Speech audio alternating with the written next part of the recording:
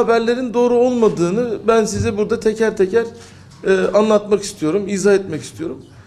Birincisi malumunuz blokajları Ziraat Bankası koyuyor. Biz Ziraat Bankası'yla blokajların kaldırılması yönünde görüşüyoruz. Burada olay şu, yani tarımsal sulamada uzun yıllardan bu yana gelen bir kayıt dışı enerji tüketimi var. Yani biz burada tarımsal sulamada çiftçilerimize emsalsiz bir kampanya sunarak aslında onların istediği bir şey yapmış oluyoruz. Eğer ki çiftçi enerji bedelini öderse ürünü tarladan kaldıramaz. 6 ilimizde 1,6 milyar TL bir kayıt dışı enerji tüketimi var. Elektrik tüketiminden bahsediyorum. Biz bunu kayıt altına nasıl alabiliriz? Hem de bunu kayıt altına alırken de çiftçimizi nasıl girdisini, yani onların enerji girdisini daha aşağılara çekebiliriz? Ne kadar fedakarlıkta bulunabiliriz? Hakikaten 21 tane dağıtım şirketi var. Biz de içinde olmak üzere 21 dağıtım şirketinde böyle bir fiyat indirimi söz konusu değil. Böyle bir enerji bedelinin %75'e varan bir indirim yapıyoruz. Böyle bir şey söz konusu değil yani. Sadece bu Dicle bölgesindedir. Dicle'nin tarımsal sulama abonelerine özel yapılmıştır ki onların girdileri düşük olsun. Sulamada gerçekten çok ciddi bir şey var. Yani kayıt dışılık var. Biz onları inşallah zaman içinde düzelecek bunlar. Çünkü aksak yani yanlış anlaşılmayalım. Yani bunun bir şeyini kontrol edemiyoruz arkadaşlar. Alanımız çok büyük. Saha çok geniş. Ondan sonra ve yani buralara işte sayaç var, ölçü sistemleri var, ölçü sistemleri yok.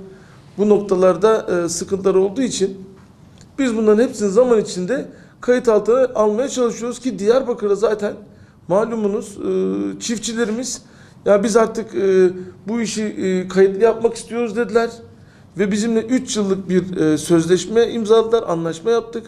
Diyarbakır'da şu gün artık kayıt dışı enerji tüketilmiyor. Şu anda Diyarbakır'da 3 yıllık sözleşme imzalandı geçen yıl çiftçilerimizle.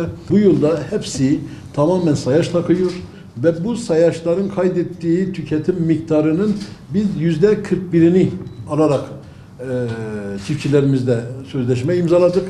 Biz ciddi manada bir indirim yapmışız.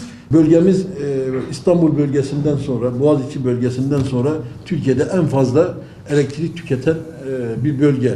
81 ilin %10'u kadar bir tüketim yapıyoruz. Bu tüketim miktarıyla ciddi bir dağıtım yapıyoruz. Bu tüketim miktarının içinde de 5,7 milyar, 5,5 milyar civarı tarımsal sulamanın tükettiği bir elektrik var. Bunun karşılığı da 1,6 milyar TL'dir. Dediğimiz gibi bölgemizde yaklaşık 20 milyar kWh civarında elektrik tüketiliyor ama kaçak kullanılmayı dahi göz önüne alsak israf çok ciddi bir rakam burada oluşturuyor. Yani vatandaşımız, abonelerimiz kaçak elektrik kullansalar dahi israf etmeseler biz bu 20 milyarın 8 milyar kilowatt saatini rahatlıkla tasarruf edebiliyoruz. Bunun rakamsal karşılığı da 2,4 milyar TL'dir. Biz yani şunu diyoruz artık bunu demekten de çekinmiyoruz. Ya kaçak kullanıyorsan kullan ama israf etme diyoruz. Bu bölgede şöyle bir algı vardır. İşte elektrik bu bölgede üretiliyor.